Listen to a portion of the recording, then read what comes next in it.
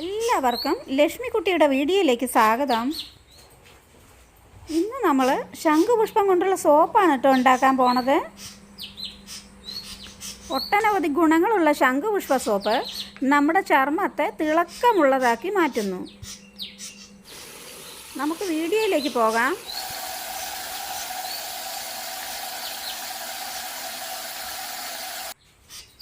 ഞാൻ ആദ്യം തന്നെ കറ്റാർ വാഴ മുറിച്ചു കൊണ്ടുവരട്ടെ. കറ്റാർ വാഴയൊക്കെ ഇപ്പം എല്ലാ വീടുകളിലും നട്ടു വളർത്തുന്നുണ്ടല്ലോ. ഒരെണ്ണം നട്ടാൽ മതി, പിന്നെ അതിൻ്റെ ചുവട്ടിൽ തനിയെ ഉണ്ടായിക്കോളും.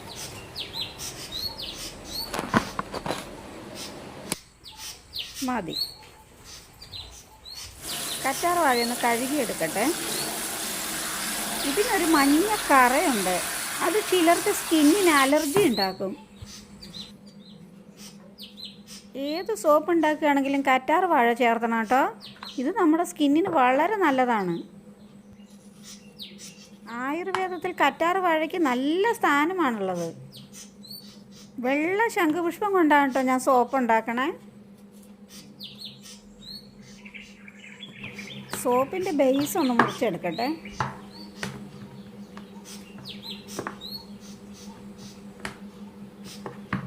ഇന്ന് വിറകടുപ്പിലാണ് കേട്ടോ ഞാൻ തയ്യാറാക്കണേ. വെള്ളം തിളച്ചു. ശംഖുപുഷ്പത്തിൻ്റെ പൂവിട്ടൊന്ന് തിളപ്പിച്ചെടുക്കട്ടെ. അപ്പോൾ വെള്ളത്തിൽ അതിൻ്റെ ഗുണങ്ങളെല്ലാം അങ്ങ് അലിഞ്ഞ് വരും. കണ്ടോ കളറ് മാറി വരുന്നേ. ഗ്ലാസ്സിലൊഴിച്ച് കാണിക്കാം. കണ്ടോ, സോപ്പിൻ്റെ ബേസ് ഒന്ന് മെൽറ്റാക്കി എടുക്കണം.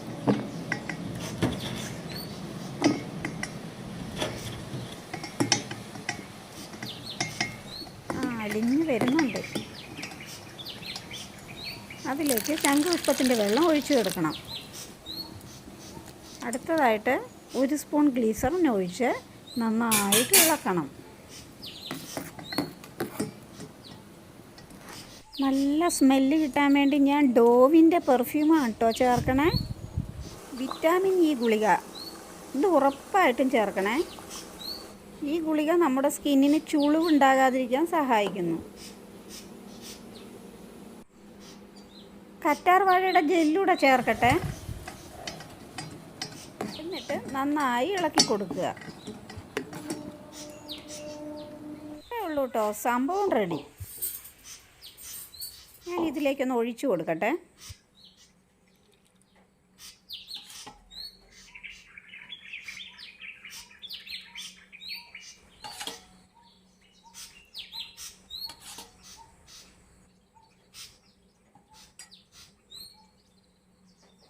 ഒരു ഭംഗിക്കായിട്ട് നീല ശംഖുപുഷ്പവും വെച്ച് കൊടുക്കുന്നുണ്ട്. നല്ല ഭംഗിയില്ലേ കാണാൻ. കുറച്ചുകൂടെ ഒഴിച്ചു കൊടുക്കട്ടെ.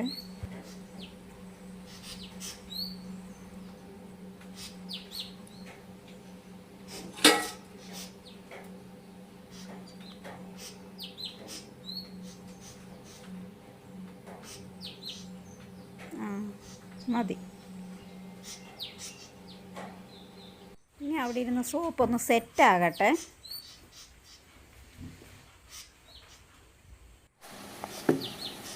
അരി തിളച്ചു വരുന്നു.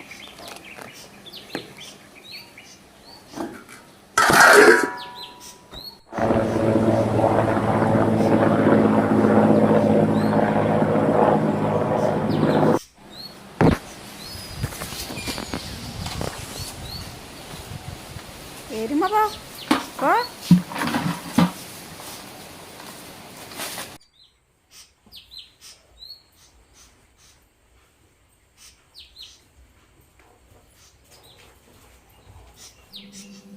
സോപ്പായിട്ടോ.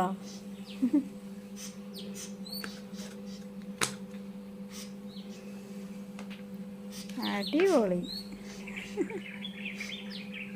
അതുകൂടെ നോക്കട്ടെ.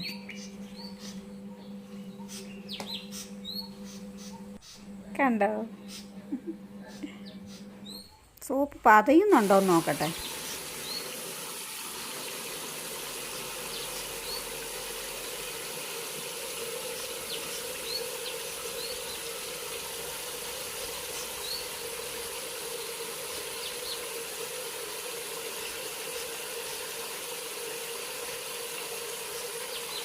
നന്നായി പതയുന്നുണ്ട് കേട്ടോ.